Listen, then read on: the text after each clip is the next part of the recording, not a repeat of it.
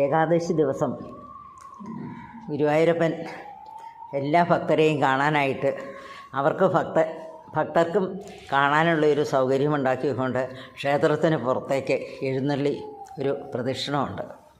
പണ്ടത്തെ കാലത്ത് എല്ലാവർക്കും ക്ഷേത്രത്തിൽ പ്രവേശിക്കാൻ പറ്റാതിരുന്ന ഒരു കാലഘട്ടം ഉണ്ടായിരുന്നല്ലോ.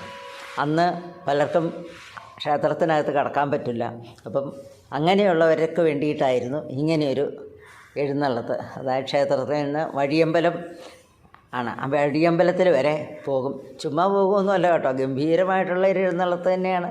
കാരണം 3 ആന വാദ്യങ്ങൾ ഒക്കെ ആയിട്ട് പോയി അവിടെ ചെന്നു. അപ്പോൾ അവിടെ കുറേ ആൾക്കാർ കാണും ഭഗവാനെ കാണാനായിട്ട്. അപ്പോൾ അവരെയൊക്കെ തൊഴുതു.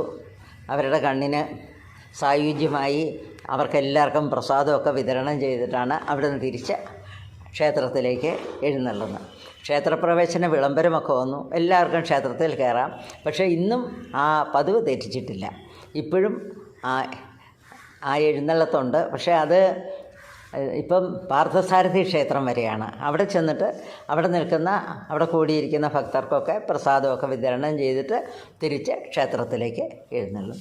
അപ്പം ആ ഭഗവാന്റെ ഒരു കാരുണ്യം ഇല്ലേ, ഇത് ഭഗവാനെ കാണാൻ പറ്റിയില്ലെങ്കിലോ ഭഗവാൻ ഇങ്ങോട്ട് വരുന്നു.